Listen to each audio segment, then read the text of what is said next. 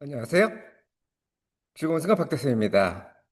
어제 경제경영 7까지 해서 경제경영을 마치고 오늘은 역사의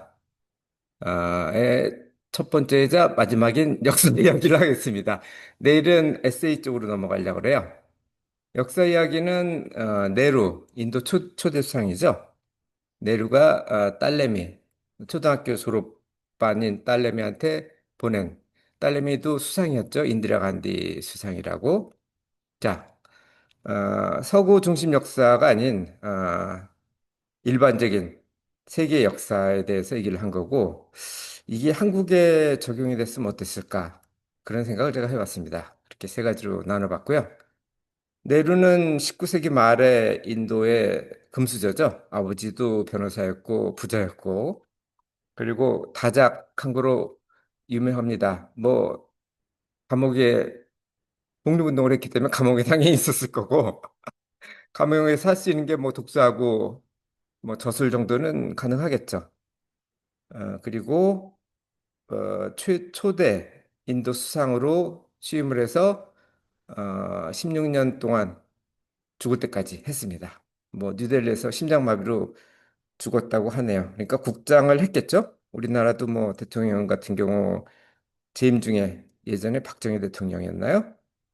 재임 중에 사망하는 경우는 국장이 당연할 거고 모르겠습니다. 퇴임 후에 어땠는지 1930년부터 민족주의 운동을 지도를 했고, 20년대에 진보파 지도자였습니다. 그래서 국민회의 의장이 됐는데, 국민회의는 기본적으로는 간디를 정신적인 후계자로, 지주로 삼고 있죠. 간디의 지지를 받았기 때문에 국민회의 의장이 됐다고 생각을 합니다. 그리고 이때는 영국령이었죠, 인도가. 영국령이어서 뭐라 그러나 총독이죠. 우리나라도 총독이 있었죠. 총독이 2차 세계대전에 이제 독일에 선전포고를 하니까 사임을 했죠. 국민들 의견도 안 묻고. 근데 사실은 주권이 없었기 때문에 법적으로 문제는 없었는데 어쨌든 그래서 투옥하다가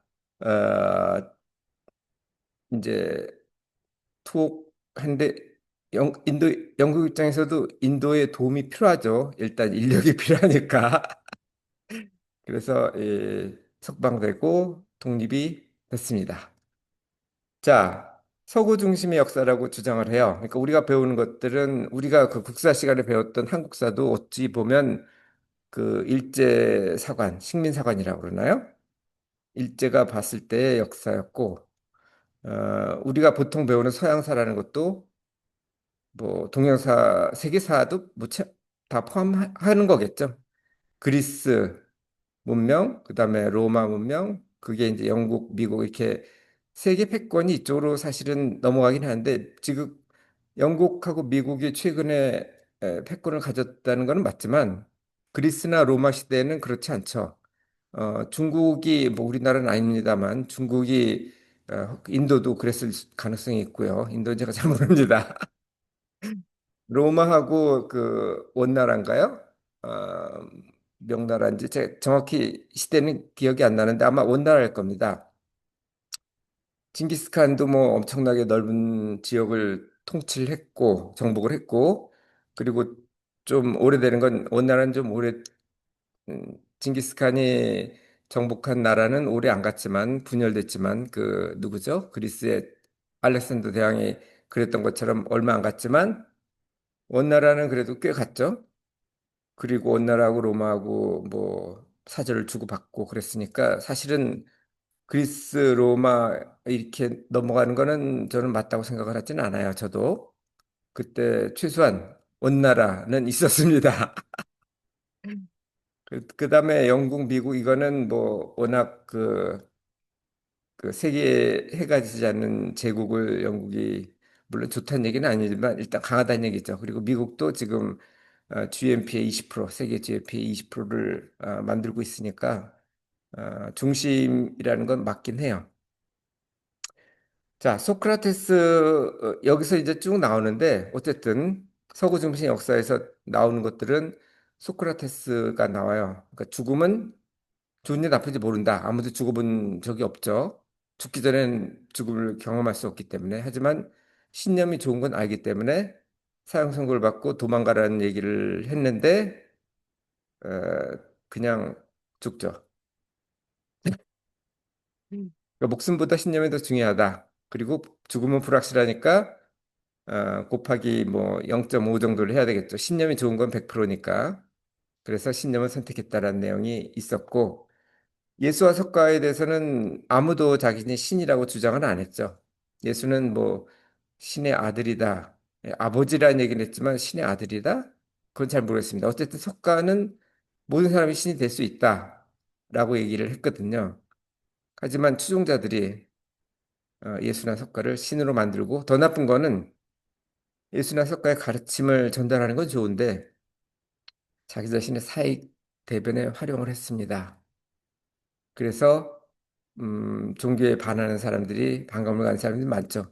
하지만 더 많은 사람들이 좋기는 해요. 옥중 편지였습니다. 이게 초등학교 이제 졸업반 딸에게 소위 말하는 석유 중심의 역사에 물들지 말라 하기 위해서 편지를 보냈다고 그래요. 그리고 제가 여기서 기억나는 거는 가장 나쁘게 판단하는 게 크기 가지고 예를 들어서 큰 사람이 더 강하다, 더 좋다 이렇게 얘기할 수는 없죠. 좋다는 확실히 좋은지 나쁜지 모르고 강하다는 강할 수는 있겠지만 아닐 수도 있죠. 그래서 네루가 얘기하는 거는 딸한테 물리적 크기를 가지고 사람을 혹은 국가를 판단하는 게 가장 나쁜 방법이다. 이렇게 얘기를 하고 있습니다. 이 책에서 얘기 생각나는 게 세 가지였고요. 한국은 인도는 그래도 독립을 했잖아요. 그리고 물론 뭐 파키스탄하고 인도하고 종교 때문에 분리가 되긴 했지만 한국 같은 경우는 그런 게 없었거든요. 그냥 쓸데없이 모든 우리 언어도 같고 인도는 언어 다 달라요. 그리고 문화도 같고 글도 같고 종교도 같고 다 같은데 단지 점령자에 따라서 남부로 나뉘었잖아요. 그 이유가 뭔가 이렇게 생각을 해봤습니다. 조선 같은 경우는 개방을 해야 되는데 쇄국을 했어요. 일본하고 조선하고 차이는 어, 일본은 쇄국을 하다가 그게 아니다 싶어서 개방을 바로 했죠. 제일 먼저 했죠. 한국, 일본, 중국 중에서 제일 먼저 했죠. 근데 우리는 그 사대주의 사상인지 모르겠습니다만 천국을 따라서 계속 쇄국을 하다가 결국은 늦춰지죠. 한국이 지금 탑 10 안에 들잖아요. 근데 예전에도 탑 20 안에 들었었습니다. 조선 초기만 해도. 근데 말기로 가면서 이게 그렇게 되질 않았죠. 세계에서 가장 가난한 나라가 됐죠. 한국전 때는. 그래서 정보가 없으니까 자극도 없고 자극이 없으니까 노력을 안 하고 그냥 기득권만 지키려고 하니까 그런 사회는 발전이 없죠. 자, 여기서 인도가 독립할 수 있었던 이유는 제국주의가 목표가 뭔지 그걸 알았기 때문이에요. 제국주의 목표는 간단해요. 식민지 착취하는 거예요. 지금은 제국이 없죠. 왜냐하면은 다른 나라를 물리적으로 영토를 점령하는 것보다는 수출을 많이 하는 게 훨씬 더 돈이 되거든요. 그래서 지금은 제국이라는 게 별로 없습니다. 수출 많이 하려고 그렇지. 그래서 영국 대영 제국이 목표가 뭔지를 알았기 때문에 싸워봐야 사실은 인도가 이길 가능성이 있긴 해요. 사람이 많으니까. 근데 거기에 이제 총이나 대포 이런 것들이 들어가면 질 가능성도 있는데 어쨌든 큰 희생이 있지만 이길 가능성은 반반이고 이거 아까 그 소크라테스랑 똑같아요. 폭력을 했을 때는 이길 가능성은 반반.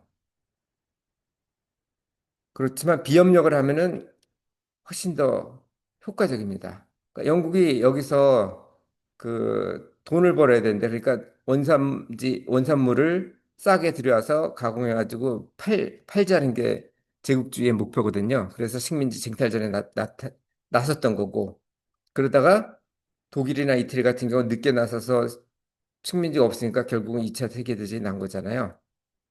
그래서 비협력을 한 겁니다. 비용이 수익보다 커지면 그건 오래 갈 수가 없어요. 로마 제국이든 아니면 징기스칸 제국이든 모든 제국이 있었지만 제국이 거기서 발생하는 이익보다 비용이 더 커지면 그건 오래 갈 수 없습니다. 그게 원칙이에요. 한국도 그런 방법을 채택했으면 더 좋았을지 않을까 생각을 하는데 지금 예전에는 그렇다고 쳐요. 소련하고 미국이라는 게 있기 때문에 우리 마음대로 결정을 못 했었죠. 그런 우리는 우리 힘으로 독립한 게 아니고 일본이 패망을 하면서 어찌 보면 해방된 거기 때문에 그렇다면 일본이 차지한 자리를 소련하고 미국이 가질 수밖에 없었거든요. 그러면 그때는 미국이나 소련의 눈치를 본다고 쳐도 지금은 아니잖아요. 지금은 오히려 군사력으로 따지면은 인원으로 따지면 아마 제가 알기로는 중국이 1위고 북한이 2위고 한국이 3위인가 그럴 겁니다.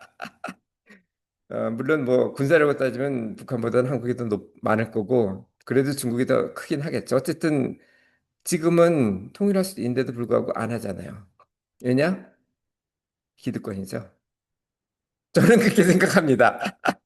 다른 분은 어떻게 생각할지 모르겠네요. 이 내용은 제가 다음 카페 787번에 정리를 했고요. 이 책은 그냥 읽어볼 한 것 같아요.